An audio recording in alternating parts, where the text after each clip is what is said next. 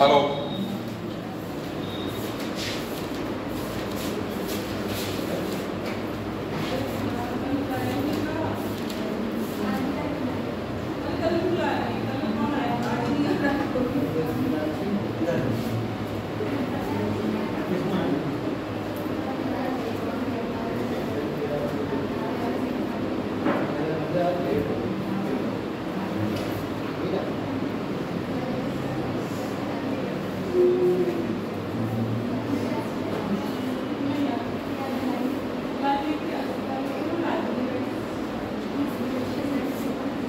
कल हम लोग क्या पढ़ा था जरा बताओ। कितना हो गया बेटा बताओ। नहीं, जो टॉपिक चल रहा था वो कौन सा था? भूस्खलन चल रहा था अभी? नहीं, जो हम लिख रहे थे जिसके बारे में वो कौन सा चल रहा था? हाँ, कल नहीं आए थे क्या? कल उसमें लास्ट टॉपिक क्या लिखा था जरा इतना बताओ। मध्यम का कम संवेदनशीलता वाले क्षेत्र।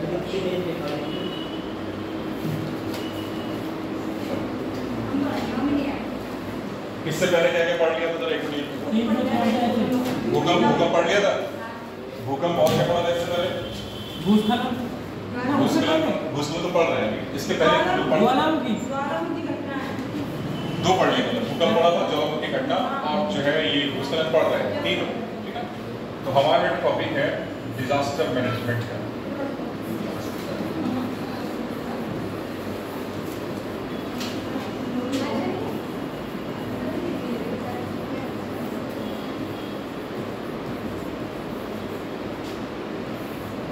डिजास्टर मैनेजमेंट, इसमें हमने देखा था कि डिजास्टर होती क्या है। सबसे पहले तो ये बताया, फिर इसके बाद टाइप्स देखे थे। टाइप्स में दो थे, नेचुरल यानी कि प्राकृतिक आपदाएं,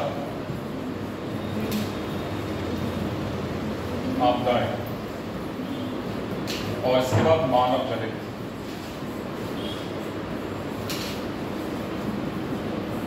मानव जनित आपदाएं।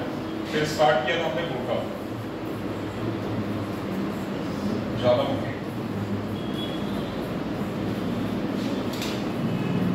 और भूस्खलन, जो कि हमारा टॉपिक चला था। भूस्खलन हम लोग पढ़ रहे थे इसके बारे में। भूकंप के बारे में जरा दो तीन बातें और सुन लो क्या है इसके बारे में, जो कि कल छूट गया था थोड़ा सा। अगर इसको मैनेजमेंट की बात आए बस सुन लो, लिख लेना घर पे जाके क्या होगा। अगर इसको आपदा प्रबंधन की बात करें भूकंप को, तो कैसे करेंगे? सबसे बड़ी बात इसमें क्या करेंगे, सबसे पहले जो भूकंप ग्रसित क्षेत्र है उन क्षेत्रों की पहचान करेंगे। ठीक है, अगर आपदा प्रबंधन की बात करें तो उसके तहत क्या करेंगे, भूकंप ग्रसित जितने भी क्षेत्र हैं उनकी पहचान करेंगे। और खास तौर से भूकंप आता है बेटा जो हिमालय जो श्रेणी है हमारी वहाँ आता है, जैसे कि जो पूर्वोत्तर भारत है, ठीक है, पूर्वोत्तर भारत में आएगा और उत्तरी भारत में आएगा, जहाँ जहाँ हिमालयन जो भी राज्य है वहाँ पे आता है। इसके अलावा कुछ हद तक एक बार आया है ये हमारा कोयना नदी के कारण, महाराष्ट्र में एक जगह है वहाँ पे नदी के कारण आया है, जल क्षेत्र के दबाव के कारण वहाँ पर पहली बार भूकंप देखा गया। फिर हमने बात किया कि इसको कंट्रोल यानी कि आपदा से कैसे, इसको मैनेज कैसे करा जाए। तो पहली बात तो यही है कि हम जहाँ पे भूकंप ग्रसित क्षेत्र हैं उनकी निगरानी करेंगे, उनको पहचानेंगे। दूसरी बात, जहाँ पे भूकंप आ चुका है और जितनी जो है नुकसान हुआ है उससे सीख लेते हुए कुछ ऐसी रणनीतियाँ तैयार करेंगे ताकि भविष्य में आने वाली जो इस प्रकार की आपदा से बचा जा सके। ठीक है, तीसरी बात, जो भूकंप रोधी इमारतें हैं उनकी रचना करेंगे। क्या करेंगे? भूकंप रोधी इमारतों की रचना करेंगे। ठीक, और अगर कम समय है और हमें पता है कि भूकंप आने की संभावना है तो उस दौरान क्या करेंगे, जो इमारतें हैं उनकी इस तरीके से मरम्मत की जानी चाहिए ताकि उन्हें भूकंप रोधी बनाया जा सके। ठीक, तो उसके लिए क्या करेंगे, एक्स्ट्रा पिलर्स वगैरह खड़े करेंगे, थोड़ा सा उनका मरम्मत वगैरह हो जाए ताकि वो भूकंप रोधी हो जाए इस तरीके से। इसके अलावा क्या हो सकता है, इसके अलावा हमें तकनीकी के इस्तेमाल की आवश्यकता होती है जो कि हमें पूर्व सूचित कर दे कि हाँ इस स्थान पर भूकंप आने की संभावना है। तो इसका मतलब क्या होगा, पूर्व निगरानी तंत्र की स्थापना। इसको क्या बोलेंगे, पूर्व निगरानी तंत्र की स्थापना हो जाए ताकि हमें ये पता लग जाए या आभास हो जाए कि इस क्षेत्र में इस जगह भूकंप आने की संभावना है और हम उसके लिए तैयार रहें।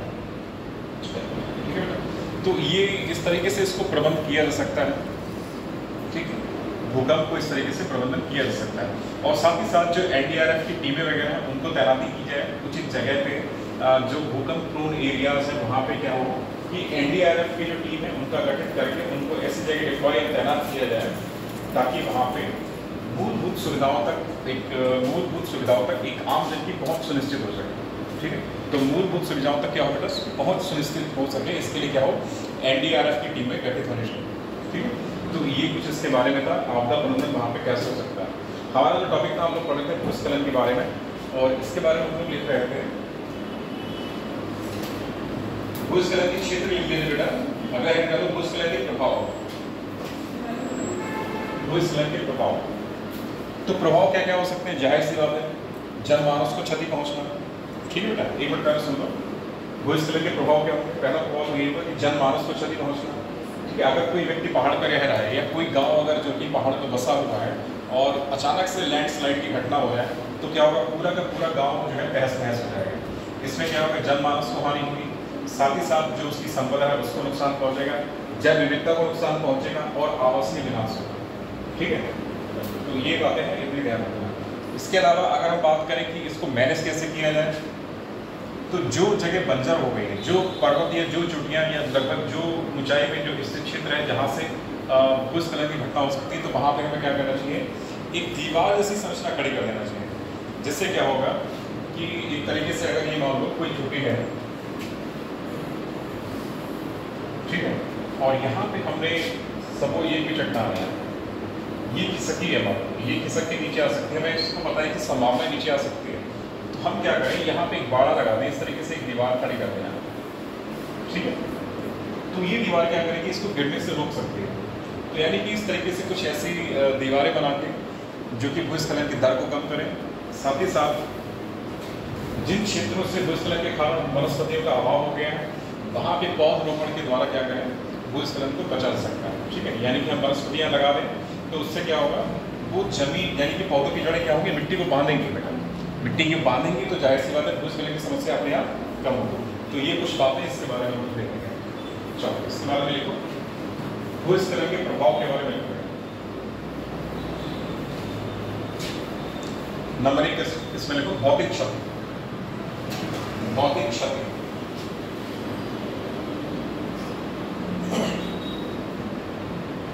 भौतिक क्षति इसमें लिखो बेटा।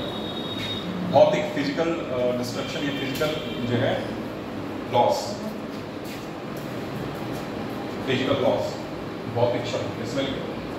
भूस्खलन अपने मार्ग में, भूस्खलन अपने मार्ग में, भूस्खलन अपने मार्ग में आने वाली, भूस्खलन अपने मार्ग में आने वाली किसी भी वस्तु को नष्ट कर सकता है, किसी भी वस्तु को नष्ट कर सकता है। Full stop. भूस्खलन के कारण, भूस्खलन के कारण सड़कें, संचार,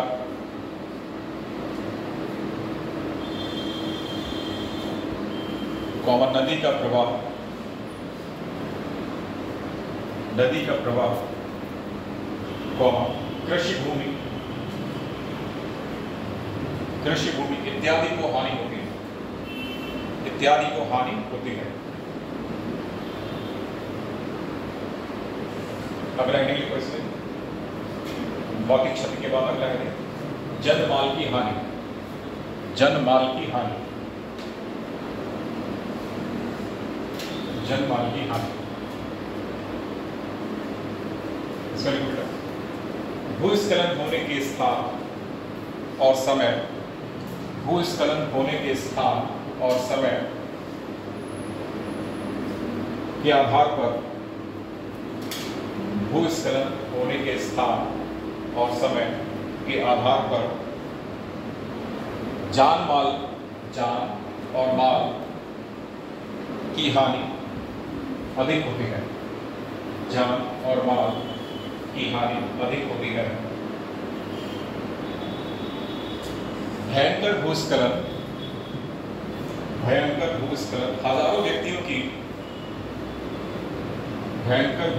हजारों व्यक्तियों की जान ले सकता है। भयंकर भूस्खलन हजारों व्यक्तियों की जान ले सकता है। Full stop. अगला हेडिंग बेटा लिखोगे भूस्खलन निवारण के उपाय। अभी क्या देखा हमने, क्षेत्र देखे जिनमें आ सकता है, प्रभाव देखें, अब इसका आपदा का प्रबंधन देखेंगे, मतलब निवारण के उपाय। तो इसने अगली हेडिंग भूस्खलन निवारण के उपाय।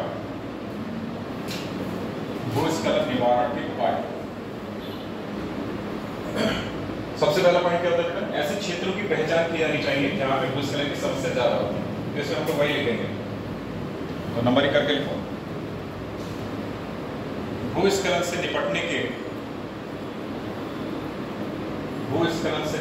उपाय। भूस्खलन से निपटने के उपाय अलग अलग क्षेत्रों में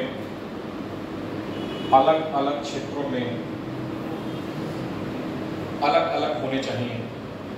अलग अलग क्षेत्रों में अलग अलग होने चाहिए।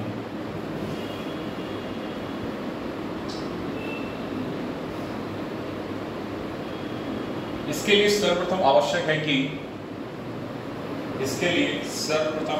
है कि डैश नंबर एक करके लिखो। इसके लिए सर्वप्रथम आवश्यक है कि डैश नंबर एक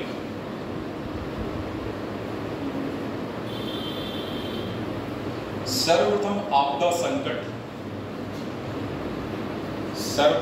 आपदा संकट मानचित्रण। सर्वप्रथम आपदा संकट मानचित्रण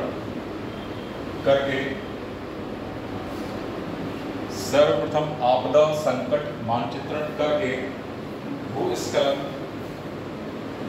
के क्षेत्रों का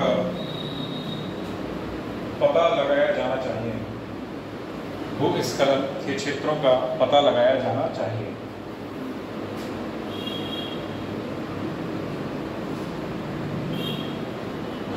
नंबर 2 अधिक भूस्खलन संभावित क्षेत्रों में अधिक भूस्खलन संभावित क्षेत्रों में बड़े निर्माण कार्य तथा विकास कार्य नहीं किए जाने चाहिए।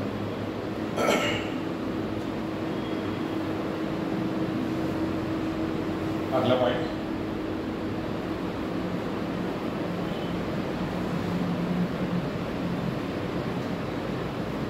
पहाड़ी ढालों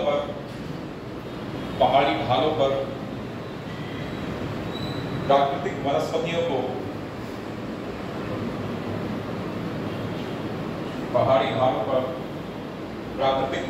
को उगाया जाना चाहिए।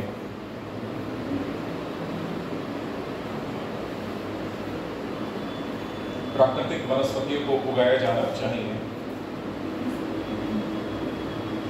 जिससे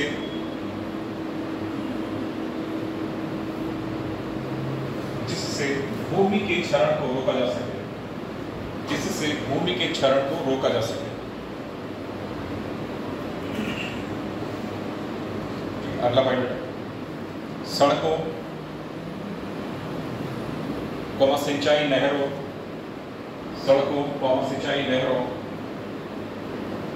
आदि के निर्माण में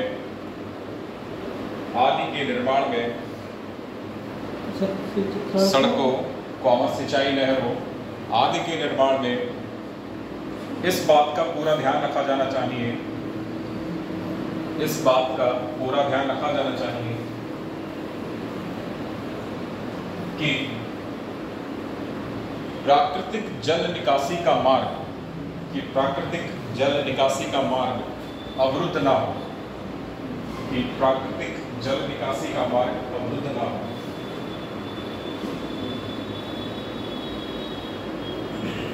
अगला पॉइंट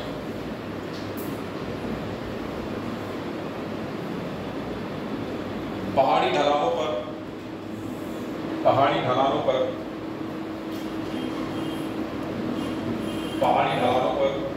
भूस्खलन को रोकने हेतु पहाड़ी ढलानों पर भूस्खलन को रोकने हेतु बनाई गई पुख्ता दीवारें पहाड़ी ढलानों पर भूस्खलन को रोकने हेतु बनाई गई पुख्ता दीवारें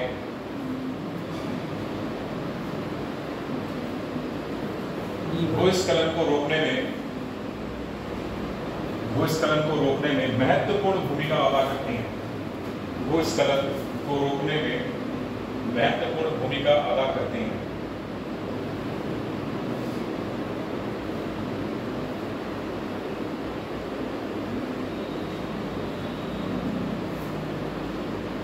अगला पॉइंट करते हैं, स्थानांतरित कृषि वाले उत्तर पूर्वी क्षेत्रों में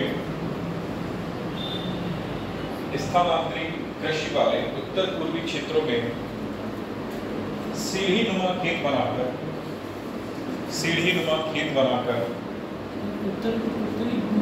देखो फिर से सुनो, स्थानांतरित कृषि वाले उत्तर पूर्वी क्षेत्रों में सीढ़ी नुमा खेत बनाकर कृषि कार्य किया जाना उपयुक्त होता है। कृषि कार्य किया जाना उपयुक्त होता है। छूट गया क्या?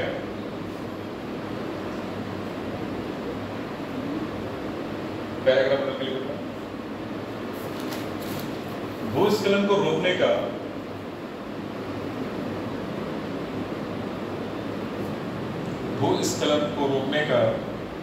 सबसे सस्ता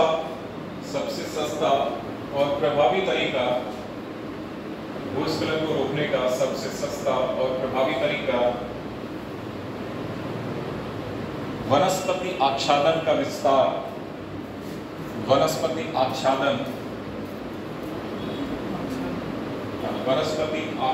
विस्तार करना है।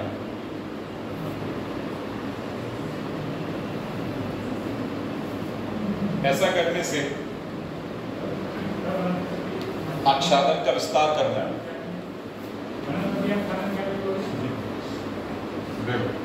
लगाना ही होगा।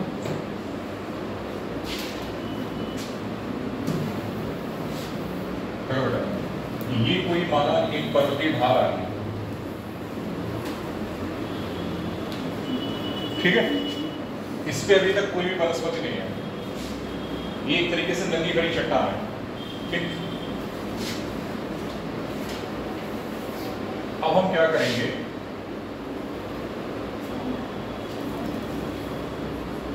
इस तरीके से पेड़ लगा देंगे।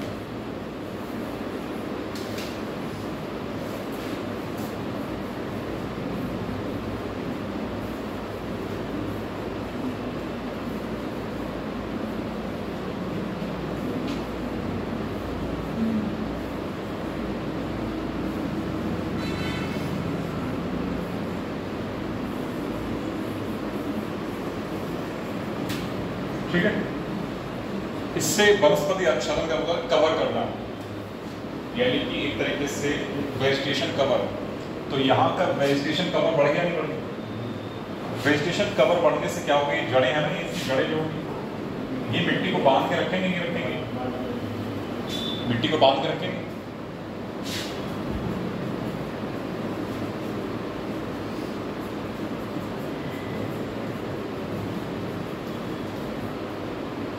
जब ये जड़ें मिट्टी को बांध के रखेंगे तो क्या होगा, भूमि का क्षरण कम होगा। जाहिर सी बात है, भूमि का क्षरण कम होगा। वहां से जब भूमि का क्षरण कम होगा तो ऊपरी परत जो है, एक तो वहां से कह सकते हो कि हवा के प्रभाव से बचेगी। हवा के प्रभाव से क्या होता है, भूमि का क्षरण होता है, ठीक है। और दूसरी बात है, बारिश के प्रभाव से बचेगी, भूमि का कटान कम होगा, ठीक है। तो इस तरीके से क्या होगा कि लैंडस्लाइड की घटना वहां पे या भूस्खलन की घटना वहां पे कम हो सकती है, ठीक है। तो एक तरीके से वनस्पति आच्छादन का मतलब है घेरना। वनस्पति आच्छादन का मतलब चारों तरफ वनस्पति लगा देना। आच्छादन शब्द का मतलब समझता है। वनस्पति आच्छादन का मतलब वहां पे क्या है, वनस्पति का आवरण बना देना। तो वो क्या करेगा, भूस्खलन की समस्या को रोकेगा, ठीक है। तो ये बात है यार। तो वनस्पति हम लगा देंगे, जितनी ज़्यादा वनस्पति लगाएंगे उतनी ज़्यादा क्या होगा, भूस्खलन की समस्या या भूक्षरण की समस्या कम हो जाएगी। ठीक है, तो इसको थोड़ा सा विस्तार करने से ऐसा, कितना लिखा बेटा? विस्तार करने से ऐसा, विस्तार करने के बाद फुल स्टॉप, विस्तार करना जो लिखा है उसके बाद फुल स्टॉप लगाओ। ऐसा करने से मिट्टी की ऊपरी परत, ऐसा करने से मिट्टी की ऊपरी परत निचली परत के साथ जुड़ जाती है। ऐसा करने से मिट्टी की ऊपरी परत निचली परत के साथ जुड़ जाती है। फुल स्टॉप, पैराग्राफ बदलो। उपर्युक्त उपायों के अतिरिक्त, उपर्युक्त उपायों के अतिरिक्त, उपर्युक्त उपायों के अतिरिक्त भूस्खलन प्रभावित क्षेत्रों में, भूस्खलन प्रभावित क्षेत्रों में पूर्व निगरानी तंत्र, पूर्व निगरानी तंत्र, पूर्व निगरानी तंत्र, अर्ली वार्निंग सिस्टम होते हैं बेटा, अर्ली वार्निंग सिस्टम, पूर्व निगरानी तंत्र की स्थापना किया जाना, की स्थापना किया जाना अति आवश्यक है। स्थापना किया जाना अति आवश्यक है, जिससे जिससे हम इस प्रकार की आपदा से, जिससे हम इस प्रकार की आपदा से पूर्व सुनियोजित, पूर्व सुनियोजित, पूर्व सुनियोजित हो सके और साथ ही साथ पूर्व सुनियोजित हो सके और साथ ही साथ भविष्य में होने वाले, और साथ ही साथ भविष्य में होने वाले संभावित खतरों को, और साथ ही साथ भविष्य में होने वाले संभावित खतरों को कम कर सके। ठीक है, संभावित खतरों को कम कर सके। इसी में लिखो बेटा, पैराग्राफ बदल के।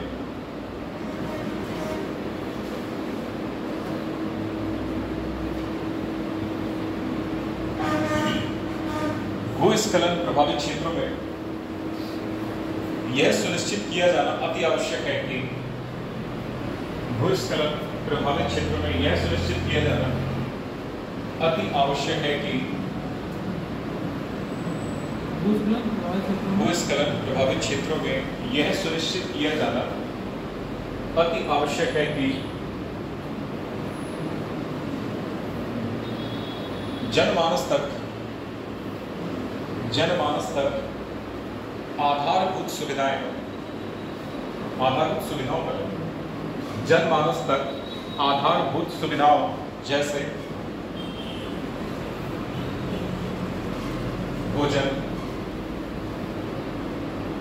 पानी, दवाइयाँ इत्यादि की पहुंच हो सके, इत्यादि की पहुंच हो सके, इत्यादि की पहुंच हो सके। अगला जो हमारी आपदा है वो है सुनामी।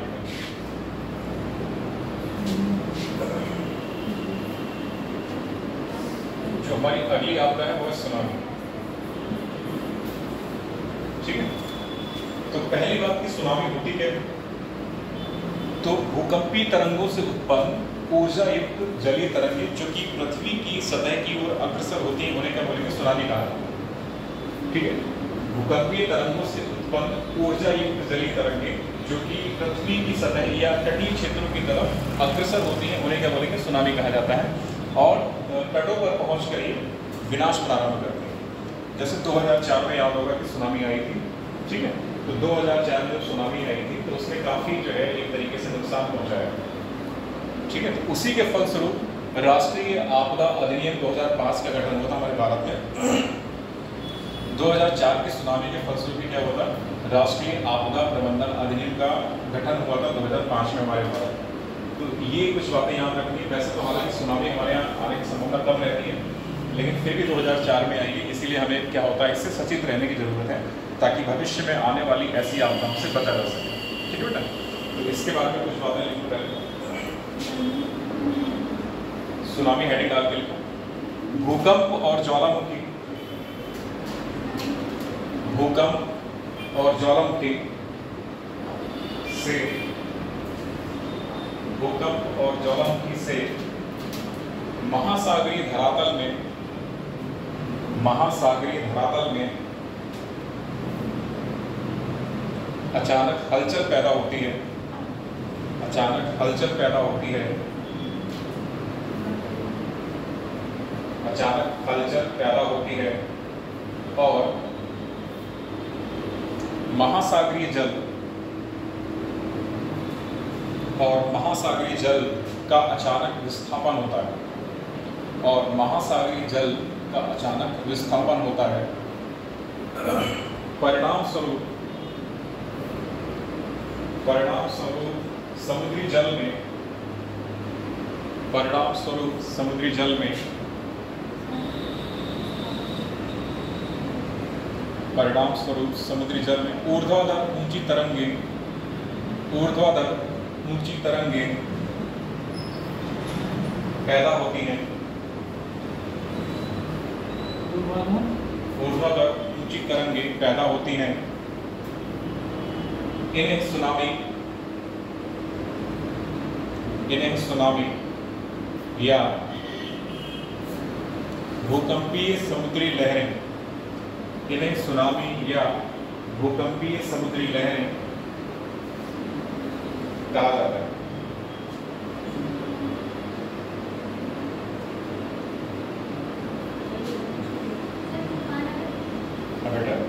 भूकंपीय समुद्री लहरें कहा जाता है। तूफान, तूफान क्या होता है? तूफान क्या होता है? तूफान एक अलग चीज है। तूफान बेसिकली जो हमारा चक्रवात होता है, जो उष्ण कटिबंधीय चक्रवात है, तूफान अधिकतर उनके कारण आता है। जैसे एक तरीके से काफी बड़े क्षेत्र में एक बवंडर एक तरीके से होता है। जैसे तूफान आने का क्या मतलब हो गया, निम्न वायुदर पेटी जहाँ पे, निम्न वायुदर पेटी जहाँ पे बनेगी तो वहाँ पे क्या होगा, एक तरीके से तूफान आने की संभावना होती है। और ये होती है ज़्यादातर महासागरीय जल में या सागरों के किनारे तट होकर। ठीक है, तभी तो हमारे जो है पूर्वी जो तट है हमारा, उससे चक्रवात आते हैं ज़्यादातर। ठीक है, तो इसको लिखता है। तूफान जब भी आएंगे बेटा जब निम्न वायुदर पेटी वहाँ पे बन जाएगी तब। कितना बात याद है? कितना लिखा है? भूकंपीय समुद्री लहरें कहा जाता है। पर इसका पैराग्राफ बदल के लिखो। सामान्यतया शुरू में सिर्फ एक, सामान्यतया शुरू में सिर्फ एक ऊर्ध्वाधर तरंग ही पैदा होती है। सामान्यतया शुरू में सिर्फ एक ऊर्ध्वाधर तरंग ही पैदा होती है, परंतु कालांतर में जल तरंगों की, एक श्रृंखला बन जाती है। परंतु कालांतर में जल तरंगों की एक श्रृंखला बन जाती है।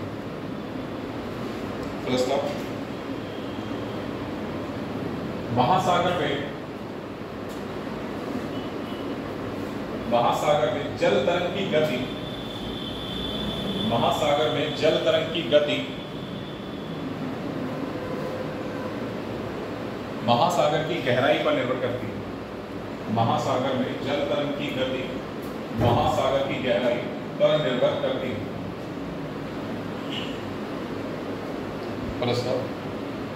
जल तरंग की गति, जल तरंग की गति उथले समुद्र में कम होती है। जल तरंग की गति उथले समुद्र में कम होती है, जबकि गहरे समुद्र में अधिक होती है। उथले समुद्र में कम, हाँ, जल तरंग की गति उथले समुद्र में कम होती है, जबकि गहरे समुद्र में अधिक होती है। ठीक है, तो जितनी गहराई होगी पानी की उतनी ही क्या होगा, जल तरंग की गति तीव्र होगी। ये बात फुल स्टॉप इसमें लिखो। गहरे समुद्र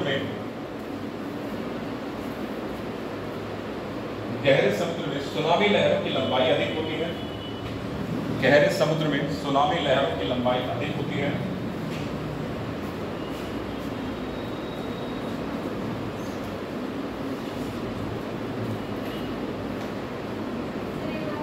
गहरे समुद्र में सुनामी लहरों की लंबाई अधिक होती है और ऊंचाई कम। गहरे समुद्र में सुनामी लहरों की लंबाई अधिक होती है और ऊंचाई कम। Full stop. इन तरंगों से तटीय क्षेत्रों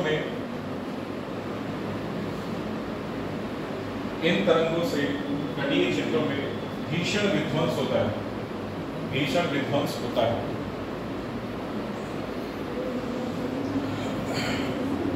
अगला सुनामी आपदा के कारण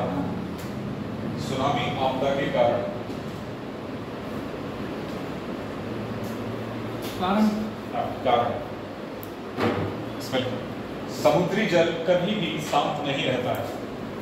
समुद्री जल कभी भी सुनामी आपदा के कारण इसमें लिखना है, समुद्री जल कभी भी शांत नहीं रहता है। समुद्री जल कभी भी शांत नहीं रहता है।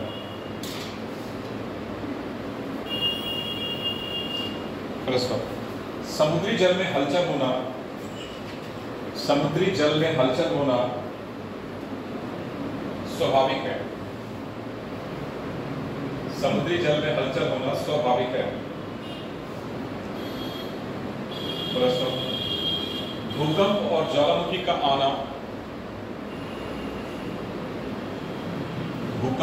ज्वालामुखी का आना ही सुनामी का प्रमुख कारण होते हैं। भूकंप और ज्वालामुखी का आना ही सुनामी का प्रमुख कारण होते हैं, जिसके कारण समुद्री जल में ऊंची तरंगें उत्पन्न होती हैं। जिसके कारण समुद्री जल में ऊंची तरंगें उत्पन्न होती हैं, जो मानवीय विनाश और संपत्ति के विनाश का कारण बनती है। जो मानवीय विनाश और संपत्ति के विनाश का कारण बनती है।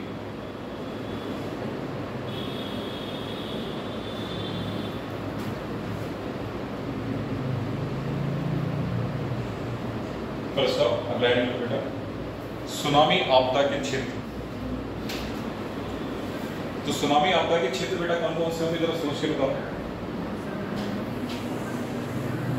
वो क्षेत्र होंगे जो कि समुद्र के किनारे होंगे, यानी कि हमारे तटीय क्षेत्र जैसे कि अंडमान निकोबार हो गया, बंगाल की खाड़ी में स्थित है ना, तो यहाँ पर क्या है, सुनामी आने की संभावना होती है। ठीक है, तो इस तरीके से ऐसे क्षेत्र जो समुद्र के किनारे पर स्थित है या समुद्र में स्थित है, आइसलैंड के तौर पर। ठीक है, चलो इसमें विश्व के समुद्र तटीय क्षेत्र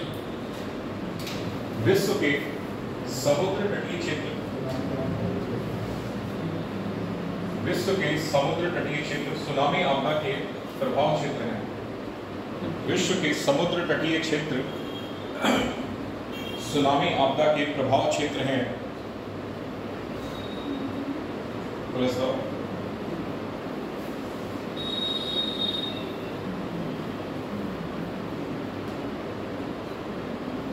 भारत में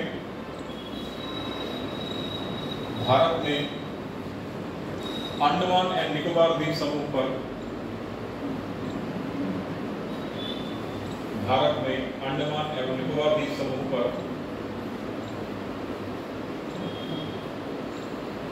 सुनामी आपदा का खतरा बना रहता है। अगला सुनामी आपदा के प्रभाव। सुनामी आपदा के प्रभाव, एक चीज हमेशा याद रखना, जब भी अगर क्षेत्र वहां पे लिखोगे किसी भी आपदा से प्रभावित क्षेत्र, तो उसमें क्या करोगे, एक नक्शा जरूर बनाओगे छोटा सा भारत का। भारत का नक्शा बनाने के बाद जो एरिया है जो कि संबंधित आपदा से प्रभावित है, तो उनको उस छोटे से नक्शे में क्या करोगे, दिखाना है, दर्शाना है। ठीक है, ये है अगला इंडिकेटर सुनामी आपदा के प्रभाव। सुनामी आपदा के प्रभाव। सुनामी आपदा के प्रभाव,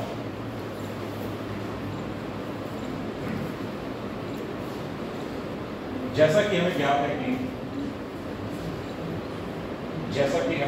कि सुनामी तरंगे वास्तव में, जैसा कि हमें ज्ञात है कि सुनामी तरंगे वास्तव में ऊर्जा युक्त,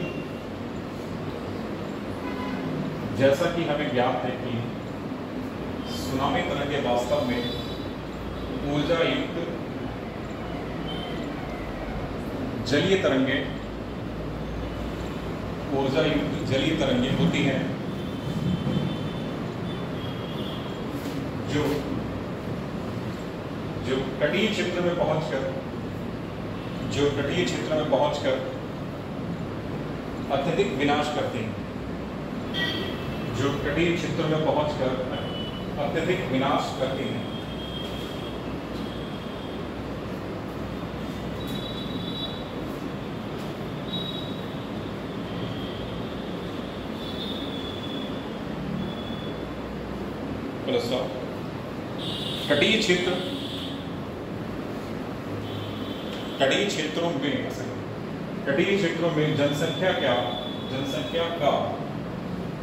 तटीय क्षेत्रों में जनसंख्या का सघन बसाव होता है। सघन बसाव, घने रूप से बसे होते हैं, सघन बसाव होता है। और ये क्षेत्र बहुत सी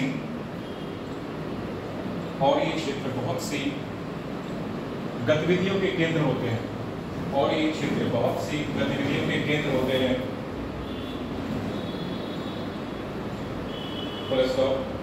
यहाँ दूसरी प्राकृतिक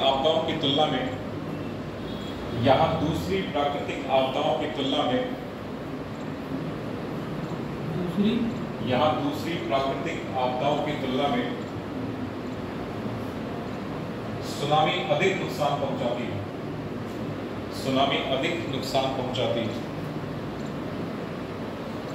सुनामी अधिक नुकसान पहुंचाती है। Full stop.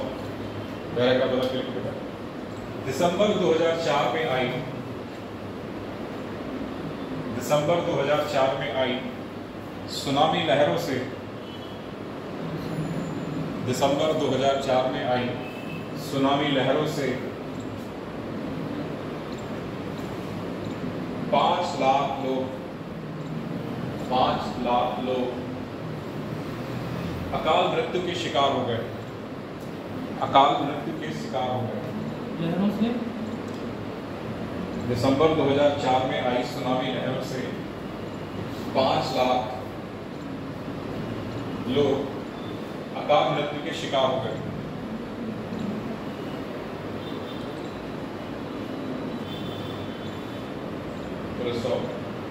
दूसरी प्राकृतिक आपदाओं की तुलना में सुनामी के प्रभाव को कम करना,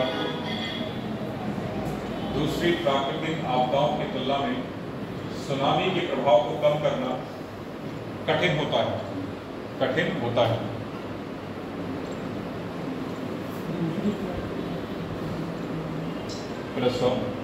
किसी अकेले देश या सरकार के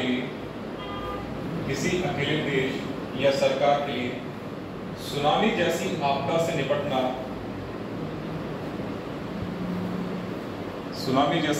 से निपटना आसान नहीं है। अतः इसके लिए अंतरराष्ट्रीय सहयोग की आवश्यकता होती है।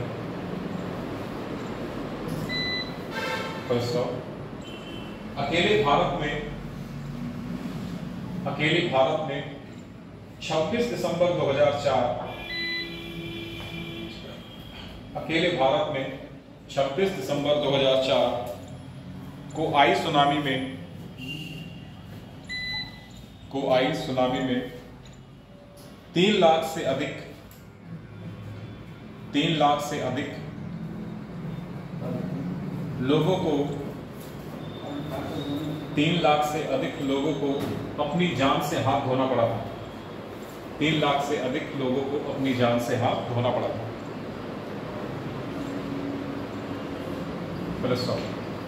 अगला इसमें हेडिंग डालते हैं सुनामी आपदा से बचाव के उपाय।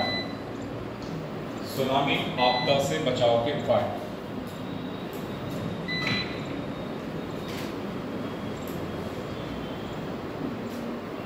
सुनामी आपदा से बचाव के उपाय। देखो कुछ उपाय बेटा ऐसे जो हर एक आपदा के लिए फिट होते हैं। कुछ उपाय हमेशा अपने दिमाग में रखना जो कि हर आपदा के लिए फिट होंगे। पहला क्या होगा? पूर्व निगरानी तंत्र की स्थापना करना। ठीक है, ऐसे क्षेत्रों की पहचान करना जो कि सुनामी संभावित क्षेत्र है।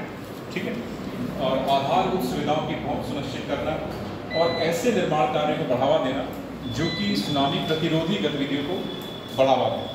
ठीक है, ऐसे निर्माण कार्य मतलब तटीय क्षेत्रों में ऐसे निर्माण कार्य बनाना जो कि है समुद्री लहरों को कम कर सके। ठीक है, एक तरीके से ब्रेकर का काम करें, उनको रोकने का काम करें। ठीक है, जैसे हम लोग रोड पे जाते हैं तो क्या होता है स्पीड ब्रेकर बने होते हैं ना, इसी तरीके से कुछ ऐसी संरचनाएं बनाना जो कि वहाँ पे ब्रेकर का काम करे, उनकी स्पीड को कम करे। तो ये सब क्या होते हैं? उपाय होते हैं। तो कुछ ऐसे उपाय हैं ये सारे जो कि हर आपदा में फिट कर सकते हो। ठीक, तो ये कुछ बेसिक उपाय होते हैं जो कि हर आपदा में लिखे जा सकते हैं, तो इनको ध्यान में रखना। चलो अब इसके बारे में थोड़ा सा तो हमारा हेडिंग है सुनामी आपदा से बचाव के उपाय। तो इसमें लिखो सुनामी अन्य प्राकृतिक आपदाओं की तुलना में सुनामी अन्य प्राकृतिक आपदाओं की तुलना में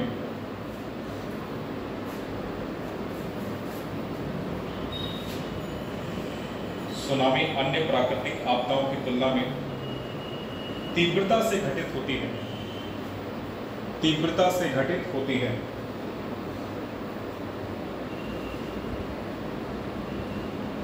इसमें बड़े पैमाने पर जनमानस को नुकसान पहुंचता है। इसमें बड़े पैमाने पर जनमानस को नुकसान पहुंचता है और साथ ही साथ सामाजिक तंत्र भी विफल हो जाता है। और साथ ही साथ सामाजिक तंत्र भी विफल हो जाता है।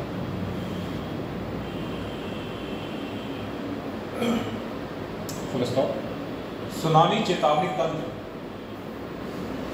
सुनामी चेतावनी तंत्र। अब बाकी में हमने क्या लिखा था? पूर्व चेतावनी तंत्र। तो ऐसे क्या हो जाएगा? सुनामी चेतावनी तंत्र। सुनामी चेतावनी तंत्र विकसित करके सुनामी चेतावनी तंत्र विकसित करके तटीय क्षेत्रों में सुनामी चेतावनी तंत्र विकसित करके तटीय क्षेत्रों में मछुआरों एवं समुद्री पोतों, पोत मतलब जहाज, मछुआरों एवं समुद्री पोतों की रक्षा की जा सकती है। की रक्षा की जा सकती है।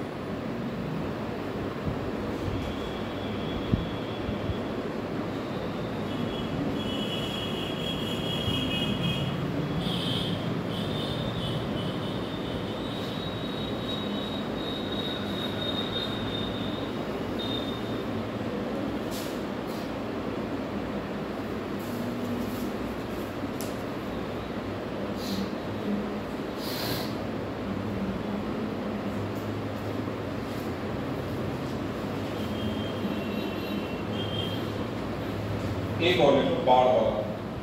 अगला एंड होता है बाढ़ आपदा।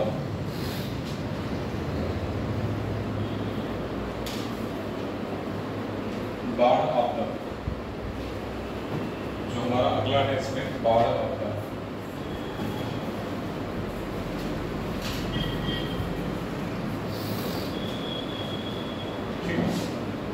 तो बाढ़ क्या होती है? बाढ़ क्या होती है? देखो, जब हमारी हिमालयी नदियां हैं या पर्वतीय नदियां हैं, एक तो क्या होता है, ये एक तरीके से ऊंचाई से नीचाई की तरफ तो ऑलरेडी उतर रही है, तो इनका जो वेग है यानी बहने की इनकी जो दर है, गति है, वो तो ऑलरेडी तीव्र होती ही है। ठीक है, अगर इसमें साथ ही साथ बादल का फटना घटना घटित हो जाए या अत्यधिक वर्षा हो जाए तो इनका जल अत्यधिक वेग से प्रवाहित होता है। ठीक है, जो कि एक तरीके से कह सकते हो अनपेक्षित घटना है और कम समय में होने वाली घटना है। इससे क्या होगा, जब ये नदियां अत्यधिक वेग से साथ प्रवाहित होती हुई जनमानस यानी आबादी वाले क्षेत्रों में क्या कहते हैं घुसती हैं, तो उससे क्या होता है कि एक तो एक कृषि योग्य जमीन है उसको नुकसान पहुंचाती है, दूसरा क्या है जो जनमानस जो उसके आसपास का जो एरिया उसमें रह रहा है तो क्या होगा उसको भी नुकसान पहुंचाती है। ठीक है, साथ ही साथ यातायात को ठप कर देती है और संचार व्यवस्था को बेकार कर देती है। ठीक है, रोड ट्रांसपोर्ट खराब करती है, रेल वगैरह को नुकसान पहुंचाती है। इस तरीके से तमाम ऐसी चीज़ें हैं जो कि हमारे आधारभूत संरचनाओं को प्रभावित करती हैं। ठीक है, तो ये बातें इसमें ध्यान रखना है बस। चलो, किसी बड़े भूभाग में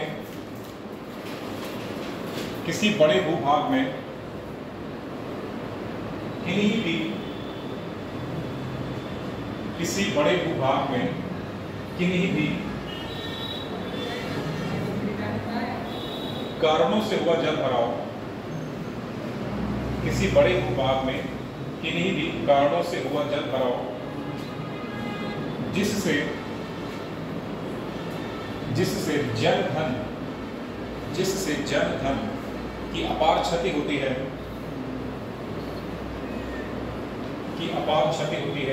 बाढ़ कहलाता है। जलाशयों में पानी की वृद्धि होने, जलाशय मतलब नदियां, हमने यहाँ पे जलाशय एक इकट्ठा टर्म ले लिया तो इसमें कई सारे हो सकते जलाशय। जलाशयों में पानी की वृद्धि होने अथवा भारी वर्षा के कारण, जलाशयों में पानी की वृद्धि होने अथवा भारी वर्षा के कारण नदी के अपने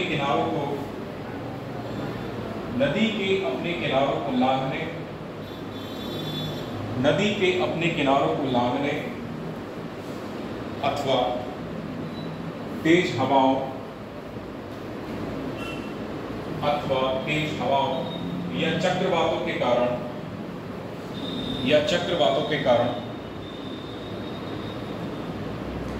बांधों के फटने से विशाल क्षेत्रों में अस्थायी रूप से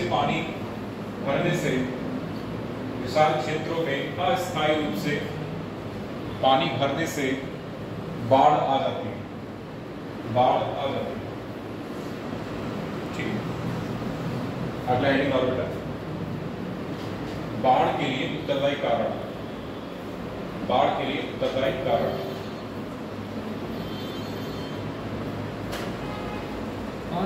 हाँ, बाढ़ के लिए उत्तरदायी कारण, इसका नंबर 1 करके लिखो। बांध,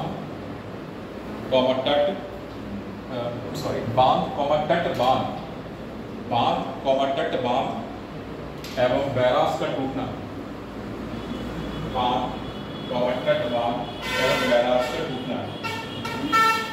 नंबर 2, नदियों में गाद मतलब जो मलबा सिल्ट जमा हो जाती है, नदियों में गाद की दर बढ़ना। और यहाँ एक डायग्राम बना के इस तरीके से समझो क्या हो जाता है।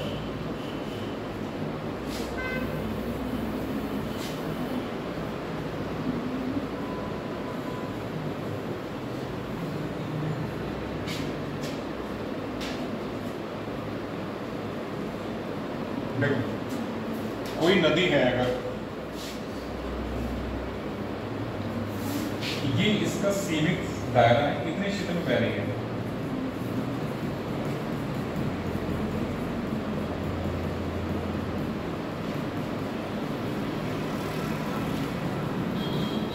ठीक है। ये क्या बेटा, ये हमारे किनारे हैं जहाँ पे कृषि होती है। ये क्या बेटा, ये किनारे हैं जहाँ पे क्या हो रहा है, कृषि हो रही है। कृषि हो रही है, साथ ही साथ क्या है, आबादी वाला भी है, आबादी क्षेत्र भी है।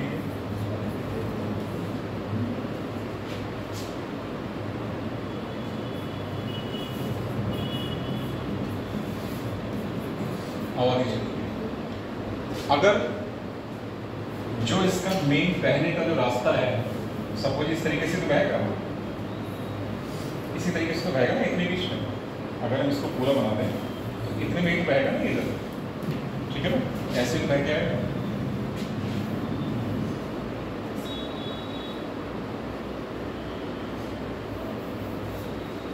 और हम यहाँ पे गाद की मात्रा बढ़ा रहे हैं। गाद मतलब मलबे या सिल्ट की मात्रा बढ़ा रहे हैं। इसको हमने रेड से दिखा रहे हैं।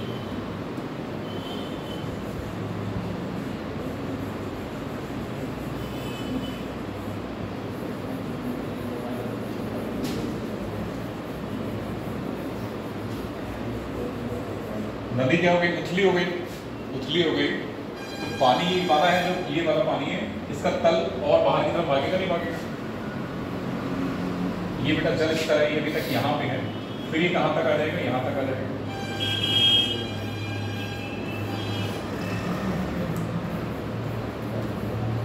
ठीक है, इससे इसका जल स्तर बाहर की तरफ बढ़ गया। तो यही क्षेत्र हमारा क्या है, कृषि वाला है और आबादी क्षेत्र भी है। तो इसमें क्या होगा, जैसे ही पानी घुसेगा, पहली बात तो कृषि योग्य भूमि है उसको नुकसान पहुंचाएगा, साथ ही साथ जो आबादी क्षेत्र है उसको भी क्या करेगा, ये नुकसान पहुंचाएगा। मतलब एक तरीके से इसका तल जो है उथला हो जाएगा।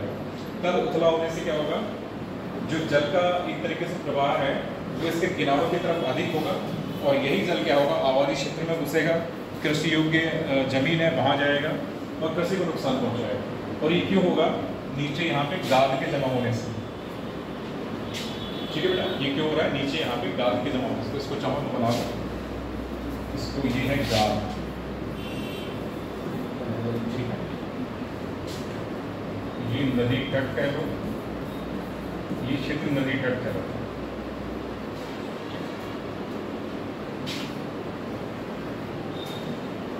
वही पता लगा।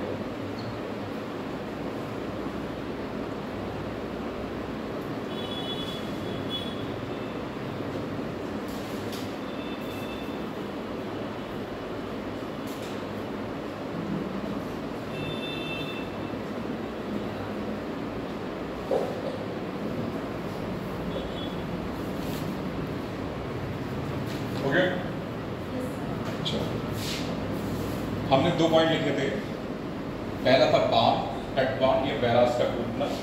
नंबर 2 था नदियों में गाद की दर बढ़ना। नंबर 3 करके लिखो भूस्खलन होना। नंबर 3 पॉइंट था भूस्खलन होना। भूस्खलन होना।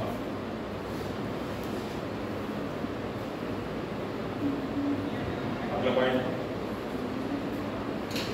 सड़क और विकास कार्यों के निर्माण। सड़क और विकास कार्यों के निर्माण से जल मार्ग का अवरुद्ध होना। सड़क और विकास कार्यों के निर्माण से जल मार्ग का अवरुद्ध होना।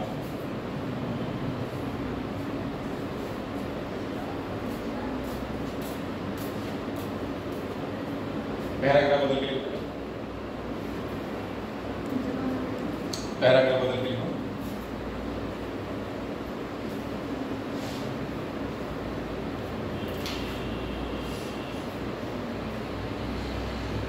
हिमालय क्षेत्र में बहने वाली नदियों, हिमालय क्षेत्र में बहने वाली नदियों में मिट्टी, हिमालय क्षेत्र में बहने वाली नदियों में मिट्टी और गाद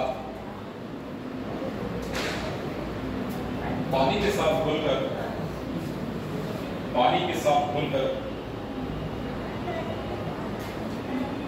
मैदानों एवं पानी के साथ घुलकर मैदानों एवं समुद्र तटीय क्षेत्रों में जमा हो जाते हैं। मैदानों एवं समुद्र तटीय क्षेत्रों में जमा हो जाते हैं।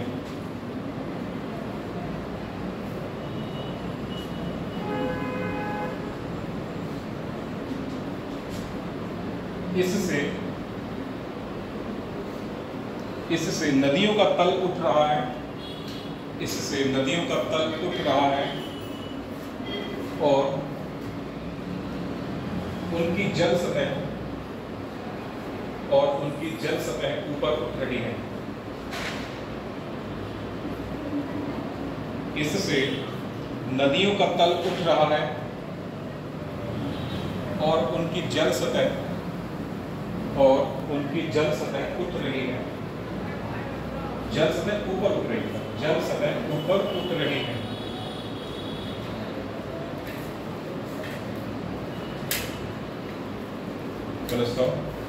पर्वतीय क्षेत्रों में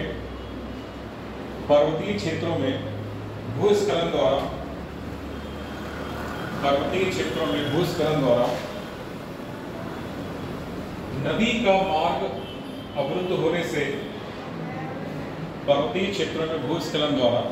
मार्ग अवरुद्ध होने से जलाशय बन जाते हैं। नदी का मार्ग अवरुद्ध होने से जलाशय बन जाते हैं और फिर उनके अचानक टूटने से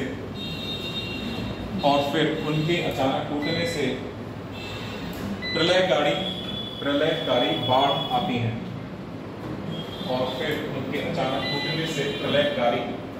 बाढ़ आती है। प्रलयकारी बाढ़ आती है। इसी में एक पॉइंट और, पर्वतीय क्षेत्रों में सड़कों के निर्माण, वन की कटाई,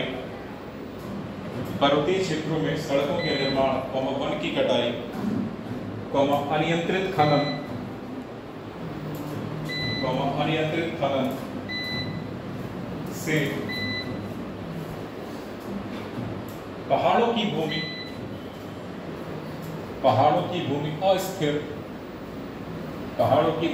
अस्थिर हो गई है।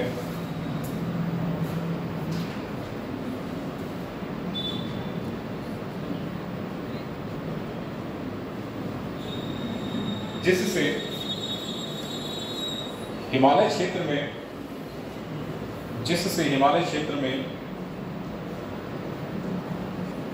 1 किलोमीटर लंबी सड़क बनाने में, जिससे हिमालय क्षेत्र में 1 किलोमीटर लंबी सड़क बनाने में औसतन 60,000 घन मीटर मलबा निकलता है। 60,000 घन मीटर मलबा निकलता है। 60,000 घन मीटर मलबा निकलता है। अगला हेडिंग है भारत में बाढ़ आपदा के क्षेत्र। भारत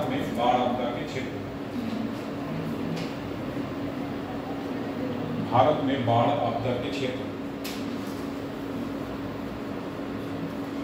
बेटा, बाढ़ आपदा के क्षेत्र कौन कौन से हो जाएंगे? जाहिर सी बात है, जहाँ पे हमारी नदियाँ ज्यादा होंगी वहीं तो बाढ़ आपदा के क्षेत्र होंगे। गंगा का मैदान हो गया, ठीक है, ब्रह्मपुत्र का मैदान हो गया, सिंधु घाटी का मैदान हो गया, तो ये सारे के सारे जो एक तरीके से जो नदी तंत्र जहाँ से गुजर रहा है वही सारे के सारे क्या है, बाढ़ के प्रभावित क्षेत्र हो जाएंगे। ठीक है, भारत में बाढ़ आपदा एक सामान्य समस्या है।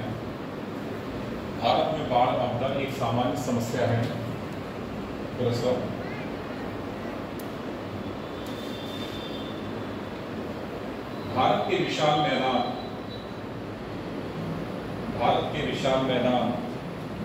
और तटीय क्षेत्र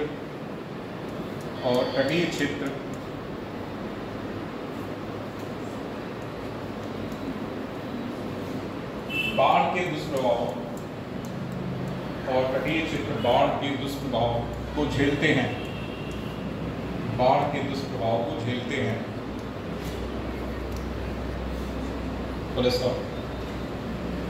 पूर्वोत्तर भारत पूर्वोत्तर भारत में असम, मेघालय, पूर्वोत्तर भारत में असम, मेघालय, अरुणाचल प्रदेश और त्रिपुरा, अरुणाचल प्रदेश और त्रिपुरा,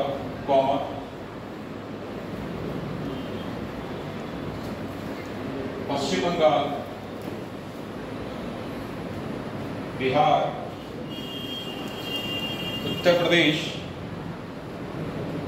पश्चिम बंगाल, बिहार, उत्तर प्रदेश व उड़ीसा में बाढ़ का आना एक वार्षिक क्रिया है।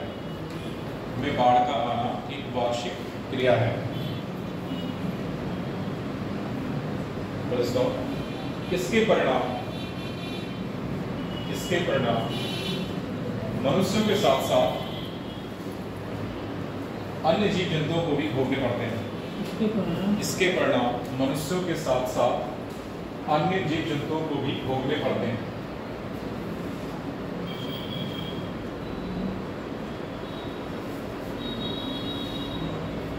अगला हेडिंग डालो बेटा, बाढ़ आपदा के प्रभाव। बाढ़ आपदा के प्रभाव, और इसमें नंबर 1 लिखिए भौतिक क्षति।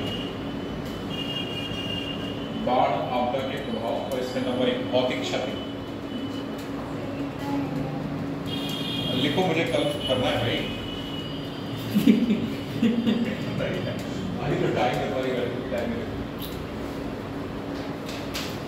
अब ये समझ लो, अगर तुम लोग की 1.5 घंटा लिखने की हैबिट नहीं है, फिर 3 घंटे कैसे लिखोगे वहां पे? वहाँ तो अपने आप और फिर वहाँ पे इतने सारे क्वेश्चंस होते हैं, 20 तो क्वेश्चन है, फिर उसके अंदर भी सब क्वेश्चंस रहते हैं। वहाँ पे भी क्या होता है, सब क्वेश्चंस रहते हैं। एक क्वेश्चन में 3 तो क्वेश्चन मर्ज होते हैं, तो उनको कैसे करोगे फिर 3 घंटे के टाइम में?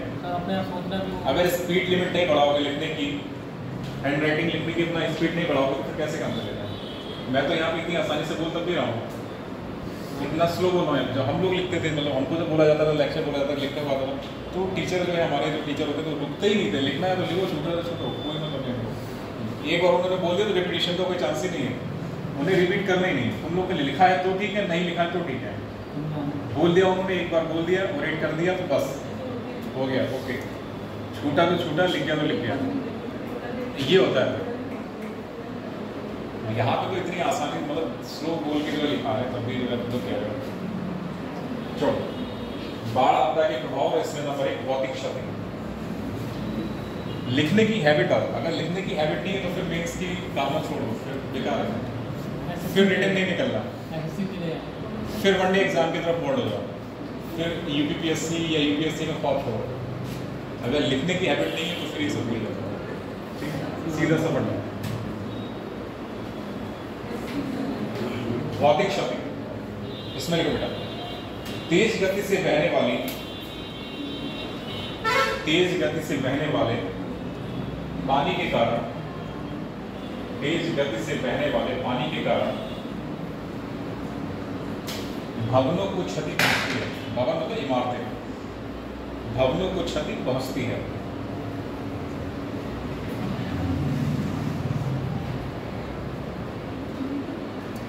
भवनों को क्षति पहुंचती है, फुल स्टॉप। इसके कारण मतलब बाढ़ के कारण, इसके मतलब बाढ़ के कारण संचार व्यवस्था, मूलभूत सुविधाओं की पहुंच,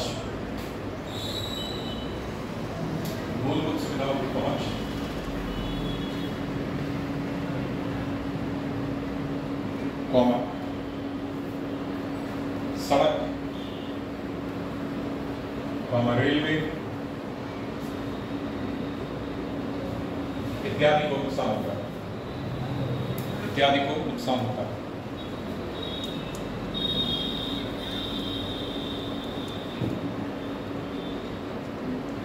अगला हेडिंग इसमें रहेगा। नंबर 1 करके भौतिक क्षति लिखा था हम लोगों ने। नंबर 2 लिखो, जल आपूर्ति में व्यवधान।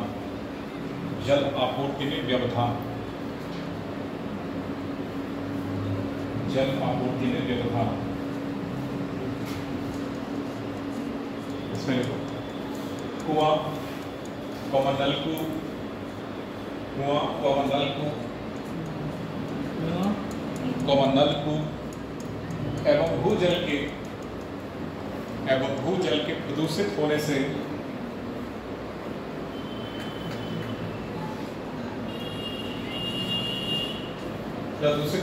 स्वच्छ पेयजल का संकट उत्पन्न हो जाता है। स्वच्छ पेयजल का संकट उत्पन्न हो जाता है। स्वच्छ पेयजल का संकट उत्पन्न हो जाता है। नंबर 3, फसलें एवं खाद्य आपूर्ति। हेडिंग रहेगा बेटा, फसलें एवं खाद्य आपूर्ति।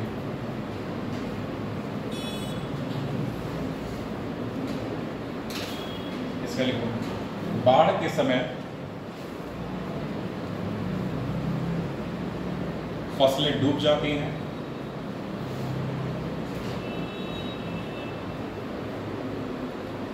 फसलें डूब जाती हैं।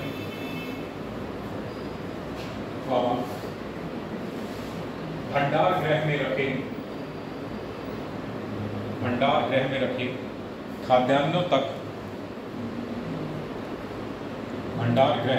खाद्यान्नों तक पानी के पहुंचने से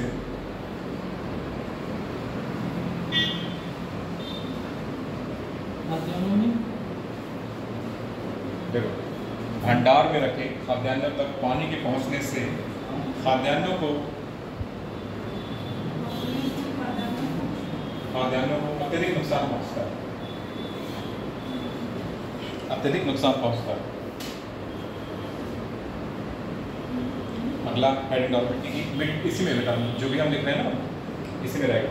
जो भी अगला नंबर पे हेडिंग आ रहा है, मिट्टी की संरचना में परिवर्तन।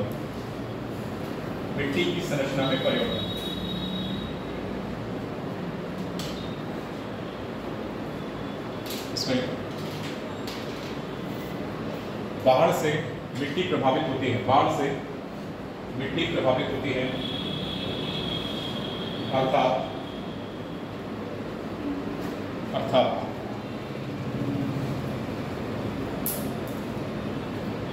तीव्र गति से प्रवाहित होने वाले जल से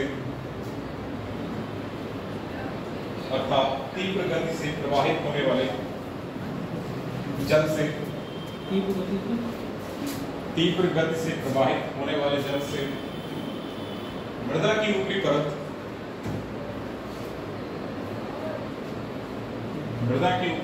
बह जाती है।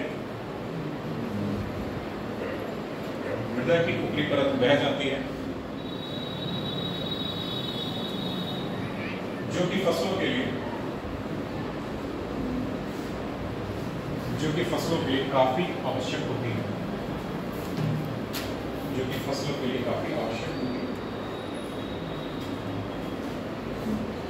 इसी में लिखो बेटा, समुद्री जल के कृषि क्षेत्र में प्रवेश करने के कारण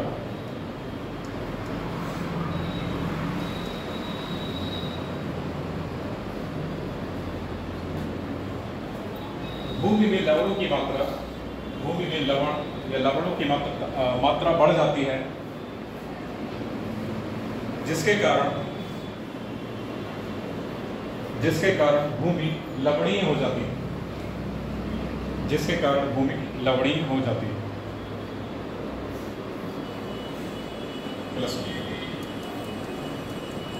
अगला हेडिंग बेटा, जो मेन हेडिंग आएगा ना, अभी तक हम लोगों ने क्या देखा? अभी तक हम लोगों ने पढ़ा है बाढ़ आपदा के प्रभाव। ठीक है, इसके बाद जो अगला हेडिंग आएगा हमारा, उसको लिखो जरा, बाढ़ आपदा के दुष्प्रभाव को कम करने के उपाय।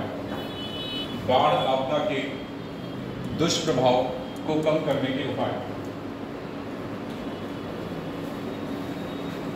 बाढ़ आपदा के दुष्प्रभाव को कम करने के उपाय। इसमें लिखो बेटा,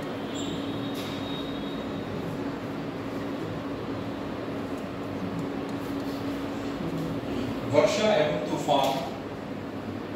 एवं तूफान के फलस्वरूप वर्षा एवं तूफान के फलस्वरूप आने वाली आकस्मिक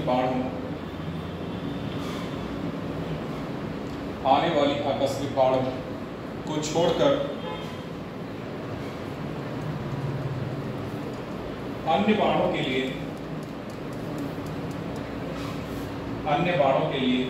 प्रायः एक समुचित चेतावनी अवधि होती है। कहां से शुरू करें? प्रायः एक समुचित चेतावनी अवधि होती है। मतलब एक तरीके का ये भी हमारा काम कर रहा है पूर्व चेतावनी तंत्र का, ठीक है, अर्ली वार्निंग सिस्टम का, ठीक है। इसके बाद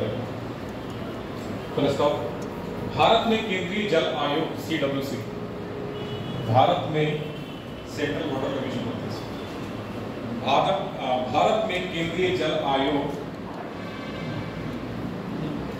ब्रैकेट में CWC समझ लेंगे।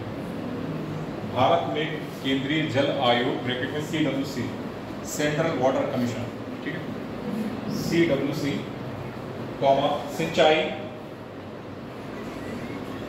सिंचाई एवं बाढ़ नियंत्रण विभाग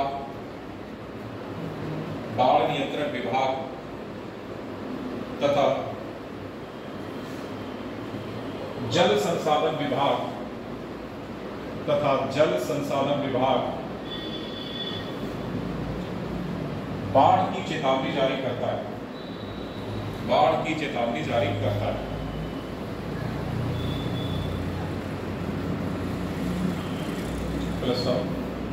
इसमें देखो केंद्रीय जल आयोग का बाढ़ संबंधी पूर्वानुमान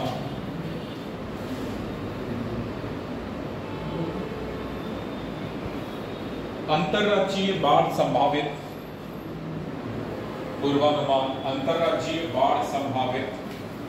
नदियों पर स्थित अंतरराज्यीय बाढ़ संभावित नदियों पर स्थित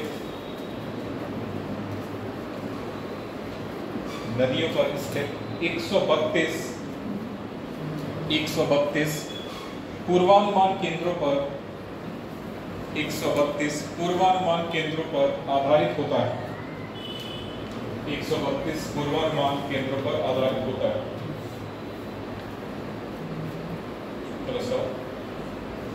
बाढ़ क्षेत्रों में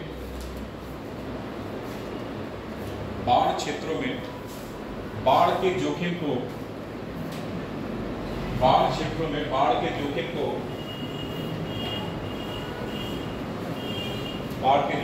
कम करने की दिशा में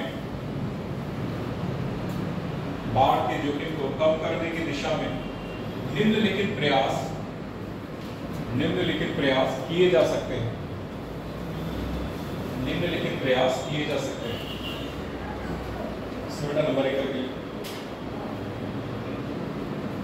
नंबर एक करके लिखो। नदियों के ऊपरी क्षेत्रों में अनेक जलाशय बनाए जा सकते हैं। Full stop. नंबर 2, सहायक नदियों व धाराओं पर अनेक छोटे छोटे बांध बनाए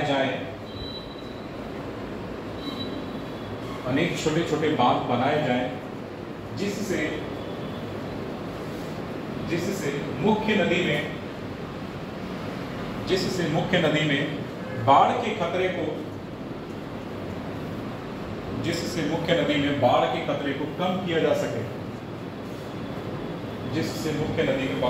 को कम किया जा सके। अगला पॉइंट है बेटा, नदियों के ऊपरी जल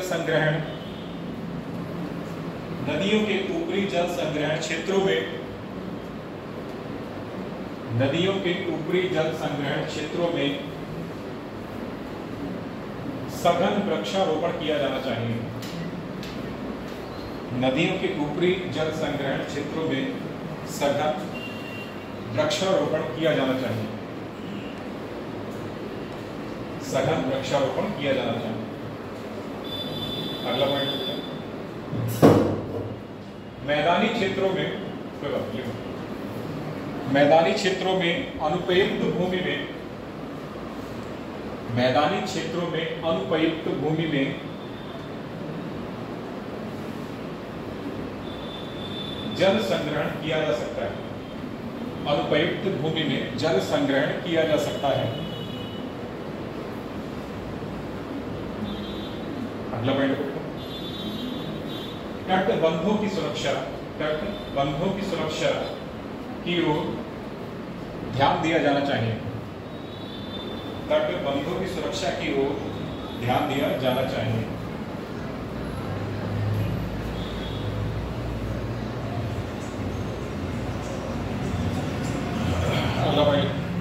तटबंधों के बीच फंसे हुए गांवों की सुरक्षा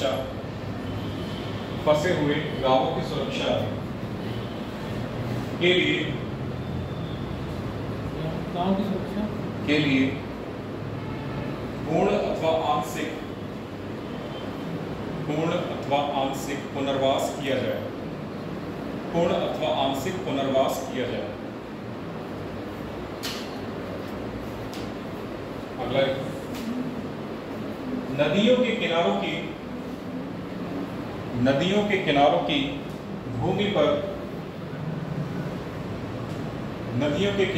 भूमि पर मानवीय वस्तियों के अतिक्रमण पर रोक लगाई जानी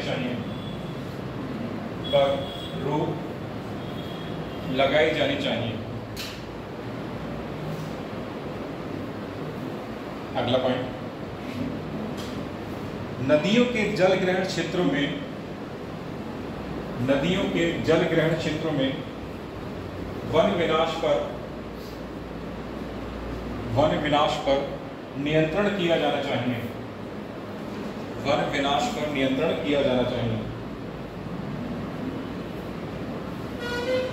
अगला पॉइंट, पर्वतीय क्षेत्रों में सड़क निर्माण के समय विस्फोटकों का सीमित उपयोग करके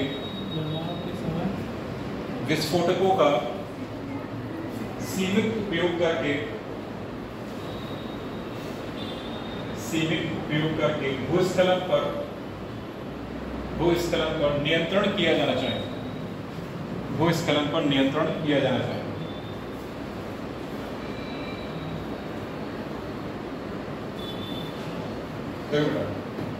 आपको याद होगा एक 2013 में एक बाढ़ आई थी उत्तराखंड में। 2013 में बाढ़ आई थी केदारनाथ, और ये कहाँ है बेटा? उत्तराखंड। यूनाइटेड किंगडम में उत्तराखंड है। उत्तराखंड में बाढ़ आई थी।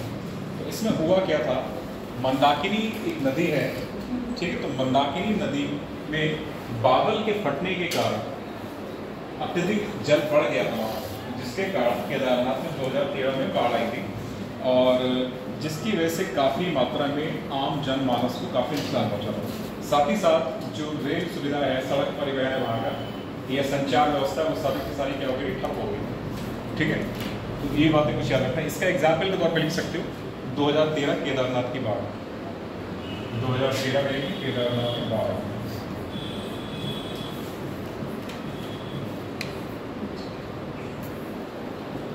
ठीक, तो इस तरीके से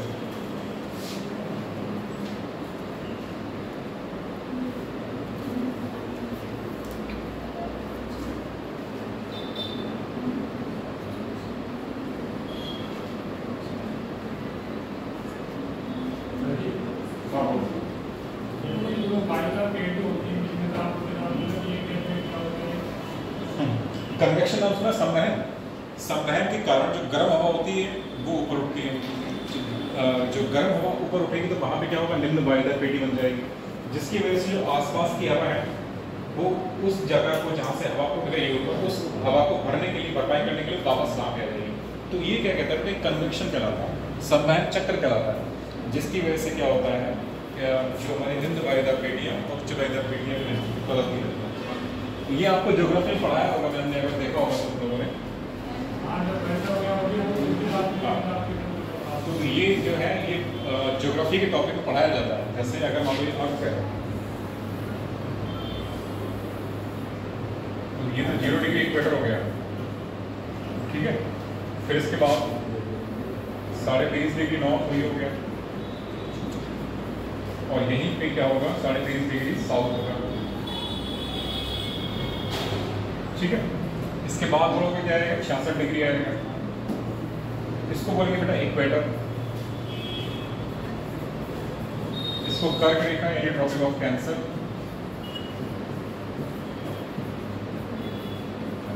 और इसी के पैरेलल जो दक्षिणी गोलार्ध में मिल जाएगी उसको क्या बोलेंगे मकर रेखा। देखो बेटा, तो हमारा तापमान ज्यादा कहाँ होगा, विषुवत रेखा यानी इक्वेटर पर ज्यादा होगा। तो इक्वेटर पर ज्यादा होगा तो यहाँ क्या होगा, निम्न वायुदाब होगा। इक्वेटर पर क्या होगा, निम्न वायुदाब होगा। जो यहाँ से जितनी भी हवा बनेगी वो सारी की सारी क्या होगी, ऊपर उठेगी, ठीक है।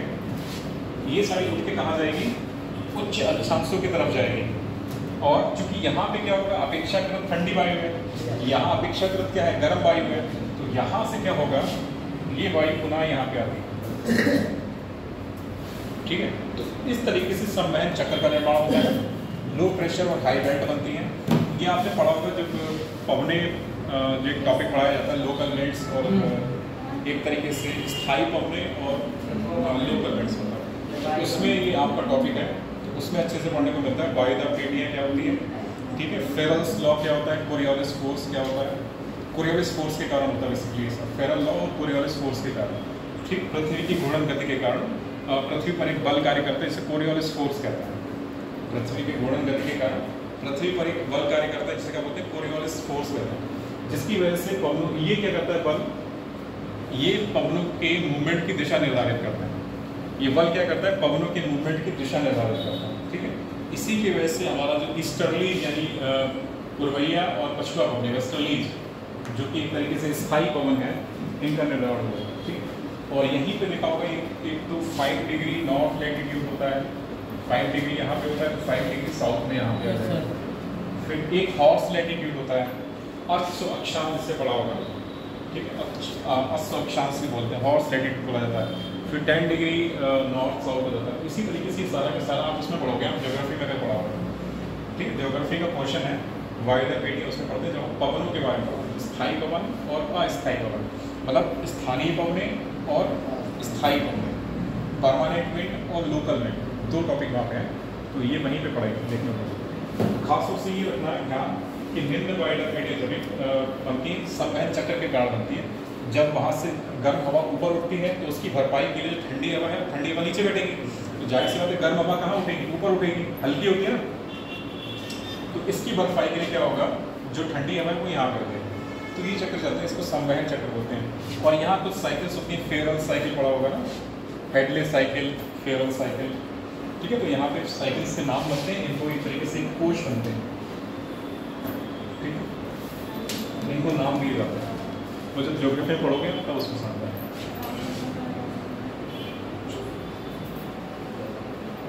एक आपदा और रह गई, सूखा आपदा, ठीक है। तो फिलहाल हेडिंग को डालो, सूखा आपदा। हेडिंग डालो, मुझे याद रहेगा कि क्या कराना है, सूखा आपदा, क्योंकि हमारे भारत में सूखा की समस्या ज़्यादा होती है। तो जो भारत के परिप्रेक्ष्य में इम्पोर्टेंट है, कम से कम वो तो हो ही जाए, तो सूखा आपदा हम लोग कर दें।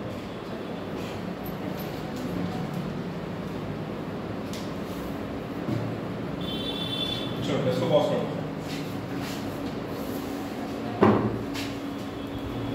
कल